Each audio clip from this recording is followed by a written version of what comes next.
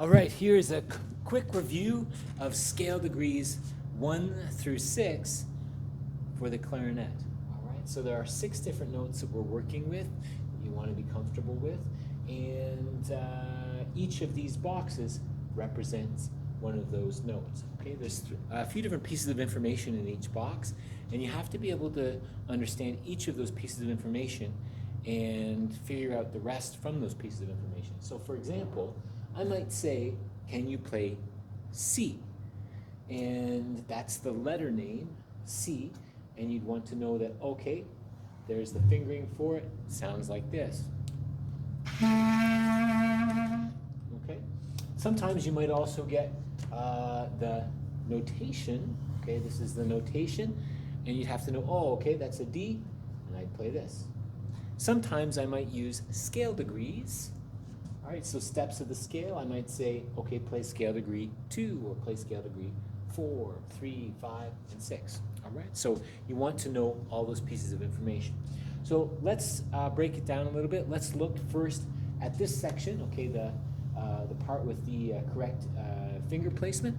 All right, and you've got these 3 holes on the front of the clarinet. This is where your left hand goes. You've got 1, 2, and 3. When these holes are darkened in, these holes are covered with the fingers, okay? This dot here represents the hole in the back, as well as this triangle represents what they call the octave key, all right? So octave key, thumb on the back, index, middle, and ring. Again, make sure you have your left hand. So for C, this hole, this hole, this hole, and this hole are covered.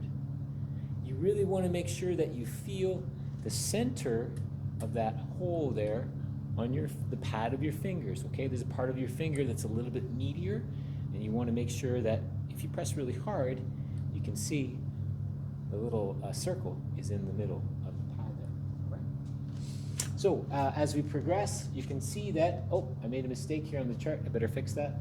This one should actually be not colored in, all right? And then you can see as we're going higher in pitch, fewer of the holes are covered. Finally, until we get to G, which is nothing. And then we're also adding A today, which is a different key. If you look on the front of the clarinet, this key is what they call the A key, and it's represented by this kind of pill-like shape right here.